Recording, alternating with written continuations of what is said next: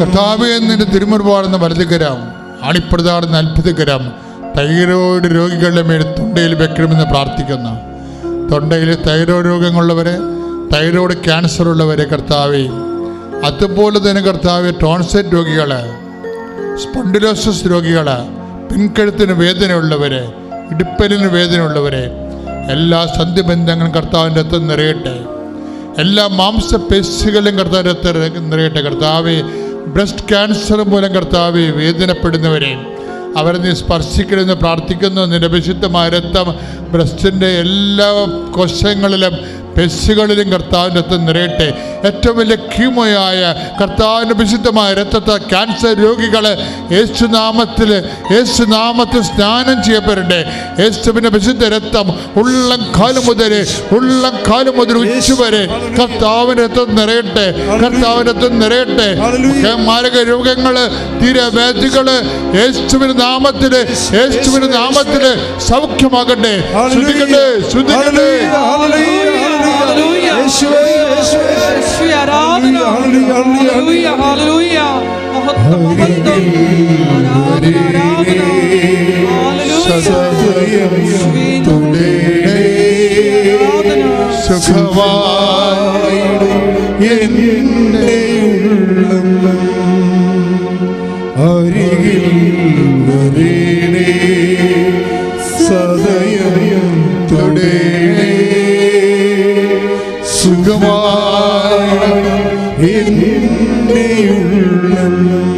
പരിശുദ്ധ പരമ ദിവ്യകാരുണ്യത്തിന് ആരാധനയും സ്തുതിയും പുകഴ്ചയും ഉണ്ടായിരിക്കട്ടെ. കർത്താവേ, വെള്ളപ്പാണ്ടുള്ളവര്, ശരീരത്തില് ചിരങ്ങും ചൊരികളുമുള്ളവര്, ത്വക്ക് രോഗമുള്ളവര്, വിസർപ്പ രോഗികള്, സോറിയാസിസ് രോഗികള്, കർത്താവേ, നിന്റെ വിശുദ്ധമായ രക്തത്തെ മക്കളെ സ്നാനം ചെയ്യിക്കണമേ. കർത്താവേ, പ്രഭാഷകനിലൂടെ കർത്താവ് 16:12 പ്രാർത്ഥിക്കുന്ന മരുന്നോ ലേവനുമല്ല, അങ്ങയുടെ വചനമാണ് മക്കൾ സുഖപ്പെടുന്ന യേശുക്രിസ്തു ഉന്നതമായ നാമത്തിൽ അവിടുത്തെ വിശുദ്ധമായ രക്തത്തിന്റെ സ്നാനത്താൽ മാരക രോഗങ്ങൾ, തീരവ്യാധികൾ സൗഖ്യമാകട്ടെ. ശ്രുതികട്ടെ.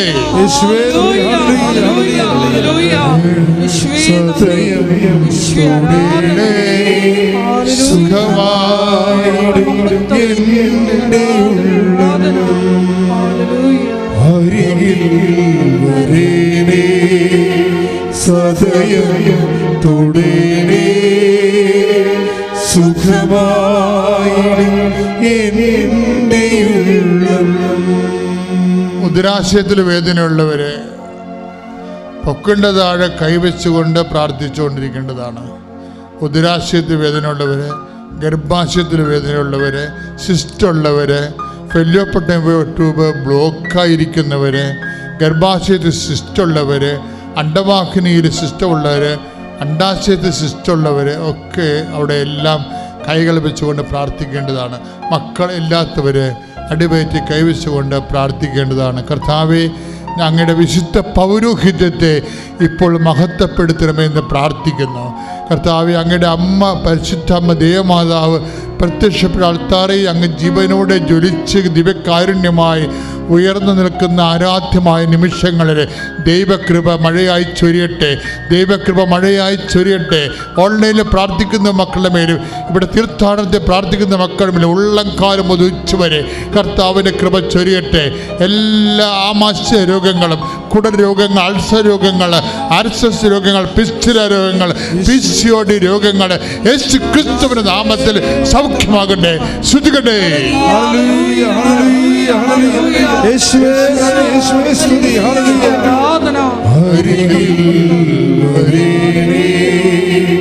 സദയം തൊടേണേ സുഖമായി എൻ്റെ ഉള്ളം.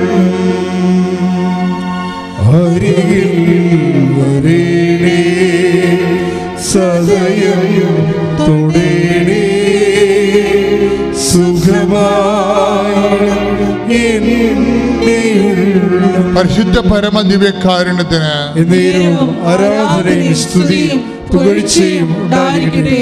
കർത്താവേ, നിന്റെ ഉന്നതമായ നാമത്തിന് സ്വസ്ഥം ചെയ്യുന്നു. കരള് രോഗികളെ സ്പർശിക്കണമേ കർത്താവേ. കളർ വ്യത്യാസമുള്ളവരെ, വീക്കമുള്ളവരെയും സ്പർശിക്കണമേ. ശ്വാസകോശം ചുരുങ്ങിപ്പോകുന്നവരെ സ്പർശിക്കണമേ. ബ്രെയിൻ ചുരുങ്ങിപ്പോകുന്നവരെ സ്പർശിക്കണമേ കർത്താവെ. കിഡ്നി ചുരുങ്ങിപ്പോകുന്നവരെ സ്പർശിക്കണം കർത്താവെ.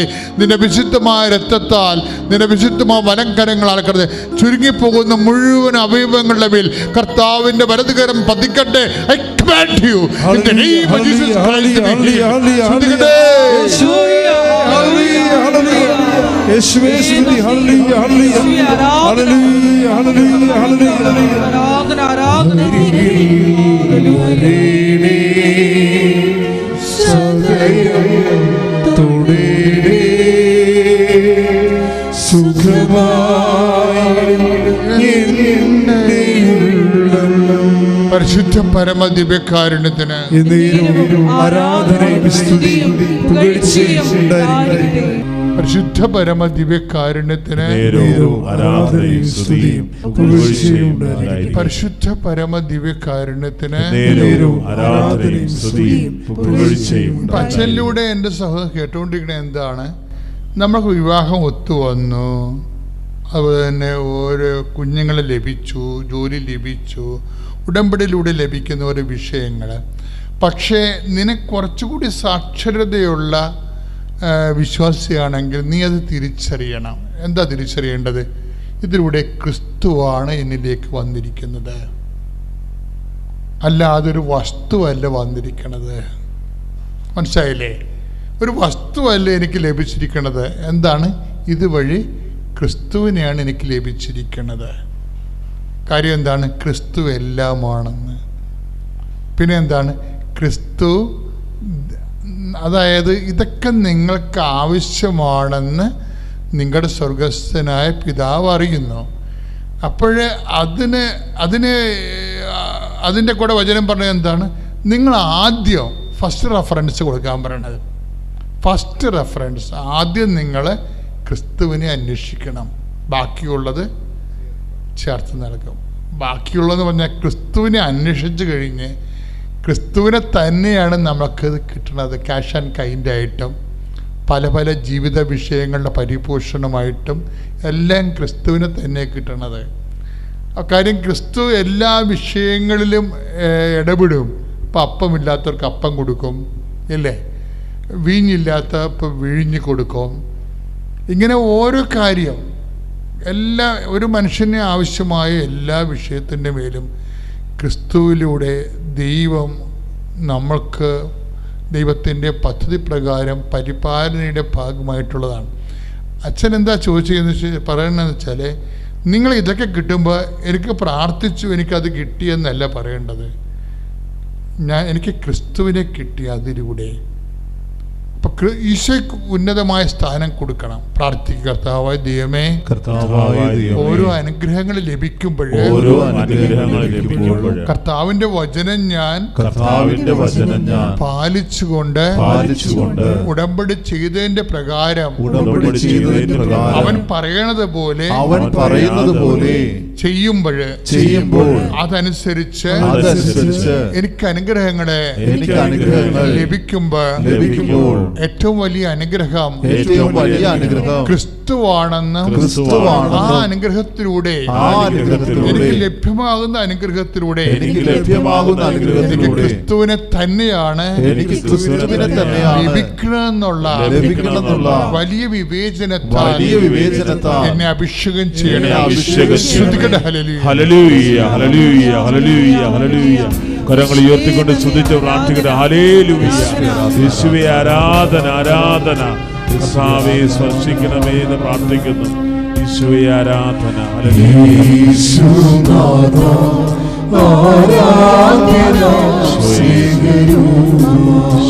സ്പർശിക്കണമേ.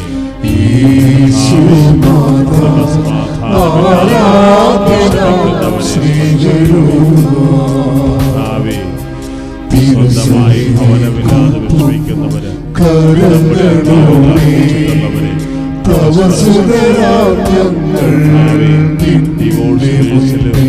അകപ്പെട്ടിരിക്കുന്നവരെ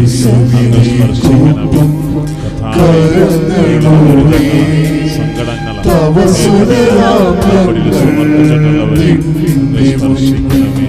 ശുദ്ധ പരമദിവ്യകാരുണ്യത്തിന് നേരവും ആരാധനയും സ്തുതിയും പുകഴ്ചയും ഉണ്ടായിരിക്കട്ടെ. പരിശുദ്ധ പരമദിവ്യകാരുണ്യത്തിന് നേരവും ആരാധനയും സ്തുതിയും പുകഴ്ചയും ഉണ്ടായിരിക്കട്ടെ. പ്രിയപ്പെട്ടവരെ, നമ്മൾ ഇപ്പോഴേ ധ്യാനം സഞ്ചരിച്ചുകൊണ്ടിരിക്കുന്നതിൻ്റെ വഴിയെന്ന് പറയുന്നത് വാഗ്ദാനം പ്രാപിക്കുന്നതിന് വേണ്ട ആവശ്യങ്ങൾ എന്തെല്ലാം ഉണ്ടെങ്കിൽ നമുക്ക് വാഗ്ദാനം പ്രാപിക്കാം, എന്തെല്ലാം നമ്മുടെ ഉണ്ടെങ്കിൽ. അപ്പോൾ നമ്മൾ ആദ്യം കണ്ടത് എന്താണ്? ഗലാത്യർ 4:3-22 എന്താ കണ്ടത്?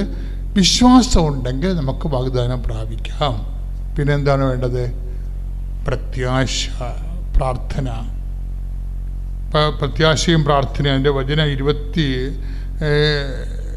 നടപടി പുസ്തകം 26:7. നടപടി പുസ്തകം 26-ാം അധ്യായം 7-ാമത്തെ വാക്യം. പ്രിയമുള്ളവരെ, ഞങ്ങളുടെ 12 ഗോത്രങ്ങളും രാത്രിയും പകലും തീഷ്ണതയോടെ ആരാധന അർപ്പിച്ചുകൊണ്ട് ഈ വാഗ്ദാനം പ്രാപിക്കാമെന്ന് പ്രത്യാശിക്കുന്നു. അപ്പൊ അതായത് ദൈവജനത്തിന് വാഗ്ദാനം പ്രാപിക്കാൻ കൊടുത്തിരിക്കുന്ന പ്രാപിക്കാൻ കൊടുത്തിരിക്കുന്ന രണ്ടാമത്തെ ഒരു വഴി എന്ന് പറഞ്ഞാൽ എന്താണ്? രാത്രിയും പകലും പ്രാർത്ഥിക്കുക. ഇപ്പോൾ ഉടമ്പടിയിൽ ഒത്തിരിയേറെ പ്രാർത്ഥനയുണ്ട് അല്ലേ? ഇപ്പം ഞാനൊക്കെ രാത്രി 2 മണിക്ക് എഴുന്നേറ്റ് പ്രാർത്ഥിക്കും. കുറേ വർഷങ്ങളായിട്ട് അങ്ങനെ പ്രാർത്ഥിക്കും. അസുഖമാണെങ്കിൽ, ഭയങ്കര തളർന്നൊക്കെ പോവുകയാണെങ്കിൽ ആ ദിവസങ്ങളിൽ ചിലപ്പോൾ എഴുന്നേക്കാൻ താമസിക്കുന്നേ ഉള്ളൂ. അല്ലെങ്കിലും 2 മണിക്കും 12 മണിക്കും ഇടയ്ക്ക് രാത്രി പ്രാർത്ഥിച്ചിരിക്കാം. അത് രാത്രി പ്രാർത്ഥനയ്ക്ക് പ്രത്യേകതയുണ്ട്. എന്താണ്? നമ്മൾക്ക് സാധാരണ പ്രാർത്ഥനയേക്കാൾ ഉപരി നമുക്ക് കുറച്ച് അതിൻ്റെ അകത്ത് കമ്മിറ്റ്മെൻറ്റ്സ് വേണം. രാത്രി പ്രാർത്ഥിക്കണമെങ്കിൽ ഇപ്പോൾ ഞാനൊരു ജപമാല ചെല്ലത്തുള്ളൂ, ചിലപ്പോൾ 2 ജപമാല ചെല്ലും. വെച്ചാൽ ഉറക്കം പോവുമല്ല. നമ്മൾ സ്വാഭാവികമായിട്ട് രാത്രി പ്രാർത്ഥിക്കുമ്പോൾ എഴുന്നേറ്റിട്ട് പിന്നെ പ്രാർത്ഥിക്കുകയാണെങ്കിൽ നമ്മുടെ മൈൻഡൊക്കെ വേറെ സെറ്റാവും. ആ ഉറക്കം പോയി കഴിഞ്ഞാൽ പിന്നെ അപ്പോൾ നമുക്ക് ഒരു പ്രാർത്ഥന കൂടി, ഒരു ജപമാല ചെല്ലാനുള്ള സമയം കൂടി കിട്ടും. ചിലപ്പോൾ 2 ജപമാല ചെല്ലും. ഇപ്പം എന്താ അങ്ങനെ ചെല്ലണമെന്ന് പറയുമ്പോൾ, അങ്ങനെ ഉണർന്നിരിക്കുമ്പോൾ, രാത്രികാലങ്ങൾ ഉണർന്നിരിക്കുമ്പോൾ അതിൻ്റെ അകത്തുനിന്ന് ഉണ്ടാകുന്നത് വിശ്വാസം മാത്രമല്ല, രാത്രി പ്രാർത്ഥനയ്ക്ക് സ്നേഹമുണ്ടാകും ദൈവത്തോട്. കാര്യം ദൈവവും നമ്മളും മാത്രമേ ഉള്ളവിടെ. 2 വ്യക്തികൾ. ഉടമ്പടി എടുത്ത നീയും ഉടമ്പടിയുടെ കക്ഷിയായിരിക്കണ അടുത്തതാരാണ്? ദൈവമാണ് അല്ലേ? ഉടമ്പടിയുടെ 1-ാം കക്ഷി ദൈവവും 2-ാം കക്ഷി നമ്മളുമാണ്. ഇത് ഉഭയ കക്ഷിയാണ്, അതായത് ബൈലാറ്ററൽ എഗ്രിമെൻ്റാണ്. അപ്പം നമ്മൾ നമ്മുടെ കക്ഷിയുമായിട്ട് കാണുകയാണ്. അപ്പം നിസ്സാര കാര്യമല്ലത്. കാര്യം പകലൊക്കെ ഒത്തിരിയേറെ ആൾക്കാരൊക്കെ അവിടെ ഇവിടെയൊക്കെ നടക്കുകയും വിളിക്കുകയും നമ്മൾ തിരക്കുകയും അന്വേഷിക്കുകയും ചെയ്യുമ്പോഴും രാത്രി ഈ സമയത്ത് ആരും നമ്മളെ വിളിക്കാനില്ല. നമ്മൾ ദൈവത്തിൻ്റെ കൂടെ ഇരിക്കുകയാണ്. അപ്പം ഇപ്പം എന്താ പറഞ്ഞത്? അതാണ് പൗലോസ് പറയണത്. ഈ ആക്സ് നടപടി പുസ്തകം 26:7 ഞങ്ങൾ 12 ഗോത്രങ്ങളാണ്. 12 ഗോത്രങ്ങളും രാത്രിയും പകലും തീഷ്ണതയോടെ ആരാധന അർപ്പിച്ചുകൊണ്ട് ഈ വാഗ്ദാനം പ്രാപിക്കാമെന്ന് പ്രത്യാശിക്കുന്നു. അതാണ് വാഗ്ദാനം പ്രാപിക്കുന്നതിൻ്റെ ഒരു സംഭവം. ഇടതടവില്ലാതെ പ്രാർത്ഥിക്കുക. അപ്പം നിങ്ങൾ ഓർക്കും ഒരു പണിക്കും പോകാതിരുന്ന് പ്രാർത്ഥിക്കുക. അങ്ങനെയല്ല, മനസ്സിലൊരു ഓർമ്മയാണെല്ലാം അല്ലേ? മനുഷ്യന് വേണമെങ്കിൽ ഏത് സമയത്ത് വേണമെങ്കിലും ഓർക്കാം. ഇപ്പം സ്മൃതി കുർബാനയില്ലേ? സ്മൃതി കുർബാന ഇപ്പം ഞങ്ങൾക്കൊക്കെ ഒരു സ്ഥലത്ത് കുർബാന അർപ്പിക്കാൻ പറ്റാത്തൊരു സാഹചര്യമാണെങ്കിൽ ഓർമ്മയിൽ കർത്താവിൻ്റെ പീഡാസഹനങ്ങളെയും അതുപോലെ തന്നെ ആ തിരുവചനങ്ങളെയും ഒക്കെ ഓർമ്മയിൽ കൊണ്ടുവരും. എനിക്ക് സാഹിത്യ അക്കാദമി പഠിക്കുന്ന കാലത്തേക്ക് അങ്ങനെയൊക്കെ സംഭവിച്ചിട്ടുണ്ട്. ഒരു 2 ദിവസങ്ങൾ എനിക്ക് ബലിയർപ്പിക്കാൻ പറ്റാത്തൊരു കണ്ടീഷൻ. അവിടെ കുർബാന അർപ്പിക്കാൻ പറ്റിയ യോഗ്യതയുള്ള സ്ഥലമല്ല. അങ്ങനെയുള്ള സ്ഥലങ്ങളൊക്കെ അപൂർവമല്ലേ? അപ്പം അങ്ങനെ വരുമ്പോൾ നമ്മൾ എന്ത് ചെയ്യും? ആ ബൈബിൾ ഭാഗങ്ങളെല്ലാം വായിക്കുക. ആശ്രയിച്ചിരുന്നുണ്ട് കർത്താവിൻ്റെ പീഡാസഹനത്തിൻ്റെയും കുർബാന സ്ഥാപനത്തിൻ്റെയും വചനങ്ങളെ എന്താണ് കാര്യം? കർത്താവിനറിയാം സിറ്റുവേഷൻസ് എന്താണെന്ന്. പക്ഷെ നമുക്ക് ആ ഒരു ആഗ്രഹമുണ്ട്, ഉള്ളിലുള്ള ആഗ്രഹമുണ്ട്. അപ്പം ഞാൻ ആ സമയത്ത് ബലിവചനങ്ങളുടെ സമയത്തൊക്കെ മുട്ടേ നിൽക്കും. ഇവിടെ ഞാൻ ബെഡ്റൂമിൽ മുട്ടേ നിൽക്കും. അതെന്താ വെച്ചാൽ എന്താ സംഭവിച്ചാൽ അപ്പോഴാരെ കാണിക്കാനാണ് മുട്ടേ നിൽക്കുന്നത്? ദൈവത്തെ കാണിക്കാനാണ്. എന്താ കാര്യം? ഞാനും ദൈവവും മാത്രമേ എൻ്റെ മുറിയിലുള്ളൂ, ഈശോയും മാത്രമേ ഉള്ളൂ. പക്ഷേ എൻ്റെ ആ സ്വകാര്യതയിൽ ഏറ്റവും പ്രധാനപ്പെട്ട ആൾ എൻ്റെ ദൈവം തന്നെയാണ്. ഇതാണ് വിഷയം എന്നത്. നിൻ്റെ സ്വകാര്യതയിൽ ദൈവത്തിന് അറിയണം നിൻ്റെ ഏറ്റവും പ്രിയപ്പെട്ട ആൾ ദൈവമാണെന്ന്. ഇവിടെയാണ് നമുക്ക് പാളിപ്പോണത്. സാധാരണ മനുഷ്യൻ്റെ സ്വകാര്യതയിൽ പറയേണ്ട കാര്യമില്ലല്ലോ. നിങ്ങൾ പറയേണ്ട കാര്യം, ഞങ്ങൾ 10,000 കുമ്പസാരം കേട്ടുള്ളതാണ്. സാധാരണ മനുഷ്യൻ്റെ സ്വകാര്യതയിൽ ദൈവമല്ല, ദൈവം അവസാനത്തെ ആൾ പോലുമല്ല. ഇതാണ് ഒരു സ്പിരിച്വൽ ട്രാജഡി. സാധാരണ മനുഷ്യൻ്റെ സ്വകാര്യതയിൽ ദൈവം ആദ്യത്തെ ആളുമല്ല, അവസാനത്തെ ആളുമല്ല. അവിടെ സ്വകാര്യമായിട്ടുള്ള സന്തോഷങ്ങളുടെ കാര്യങ്ങളായിരിക്കും അവിടെ സ്വകാര്യതയുണ്ട്. ഇതാണ് ഒരു ജഡിക മനുഷ്യനെ ആത്മീയ മനുഷ്യനിൽ നിന്ന് പിന്തിരിപ്പിക്കുന്നത്. ഞാൻ നിന്നോട് പറയുകയാണ്, നീ ഉടമ്പെടുത്ത വ്യക്തിയാണെങ്കിൽ നിന്റെ സ്വകാര്യതകളെ വളരെ ശ്രദ്ധിക്കണം. എന്താ വെച്ചാൽ അവിടെ യേശു തന്നെയായിരിക്കണം ഒന്നാം സ്ഥാനമുള്ളത്. പ്രാർത്ഥിക്കുക. കർത്താവായ ദൈവമേ, എന്റെ സ്വകാര്യതയിലെ നിനക്ക് തന്നെ ഒന്നാം സ്ഥാനം കിട്ടാൻ എനിക്ക് പ്രത്യേക അഭിഷേകം നൽകണമേ.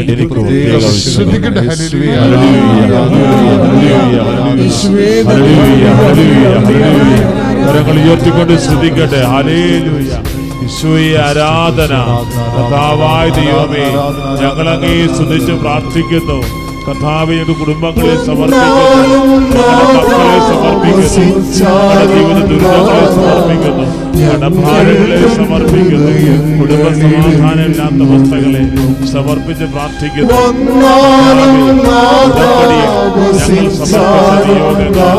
ഞങ്ങൾ സമർപ്പിച്ച നിയോഗങ്ങൾ ഞങ്ങൾ സമർപ്പിക്കുന്നു.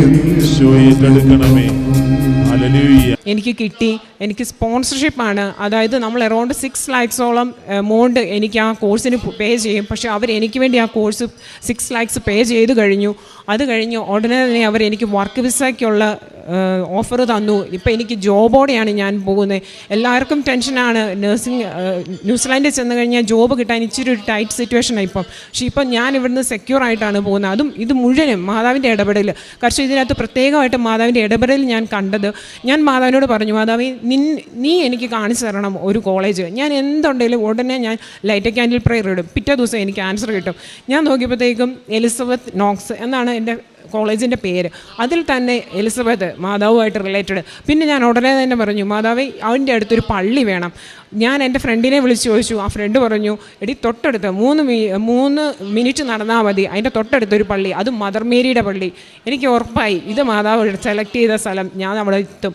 ഇപ്പം എൻ്റെ വിസയ്ക്ക് വെച്ചിരിക്കുകയാണ്. വിസ ഇന്നല്ല നാളെ വരുന്നു. ഉടനെ ടിക്കറ്റ് എടുക്കണം. 16th അവിടെ ചെല്ലണം. എല്ലാം മാതാവിൻ്റെ കയ്യിൽ ഞാൻ കൊടുത്തിരിക്കുന്നു. പിന്നെ അതുകൂടാതെ എൻ്റെ സെക്കൻഡ് സാക്ഷ്യം എന്ന് പറയുന്നത്, എൻ്റെ ഹസ്ബൻഡിന് മോഷൻ പാസ് ചെയ്യുന്നിടത്ത് പെയിൻ ആയിരുന്നു. കൊളോണോസ്കോപ്പി ചെയ്തു. അപ്പോഴത്തേക്കും ഞാൻ ഇത്രേ പ്രാർത്ഥിച്ചുള്ളൂ, മാതാവേ എൻ്റെ നിയോഗത്തിലുണ്ടായിരുന്നു, മാതാവേ നീ ഒരു സർജറി കൂടരുത്, എനിക്ക് ട്രീറ്റ്മെൻറ്റ് വേണ്ട, അതുപോലെ തന്നെ സർജറിയും വേണ്ട, ട്രീറ്റ്മെൻറ്റും വേണ്ട, ഡയറ്റ് കൺട്രോൾ മാത്രം മതി. ഇതുപോലെ എൻ്റെ കുഞ്ഞ് 4 വയസ്സുണ്ട്. ഒരു ദിവസം കാറിൽ കയറിയപ്പോൾ അവൻ്റെ കൈ അവൻ കാറിൻ്റെ ഡോറിൻ്റെ സൈഡിൽ വെച്ചിട്ടുണ്ട്. ഞാൻ കണ്ടില്ല. ഞാൻ കാറ് ഡോർ അടച്ചു. കൊച്ചു ഞെട്ടിപ്പോയി. ഞങ്ങൾ എല്ലാവരും ഞെട്ടി. ഡോറ് എന്നിട്ടും കൊച്ചൊന്നും കരയുന്നില്ല. പെട്ടെന്ന് അവനൊരു വലിയ കരച്ചിൽ കരഞ്ഞു. ഞാൻ നോക്കിയപ്പോഴത്തേക്കും കൈ ഇങ്ങനെ വളഞ്ഞിരിക്കുക. ഞാൻ പെട്ടെന്ന് അത്രയും നാൾ ഞാൻ തൈലം എൻ്റെ കൂടെ കരുതിയിട്ടില്ല. ഞാൻ എപ്പോൾ പോയാലും കാശ് രൂപം കൊണ്ട്. പക്ഷേ തൈലം അന്ന് ഞാൻ പോകുന്ന യാത്രയ്ക്ക് മുമ്പ് തന്നെ എൻ്റെ തൈലം എൻ്റെ കയ്യിലുണ്ടായിരുന്നു. ഞാനത് പെട്ടെന്ന് അപ്ലൈ ചെയ്തു.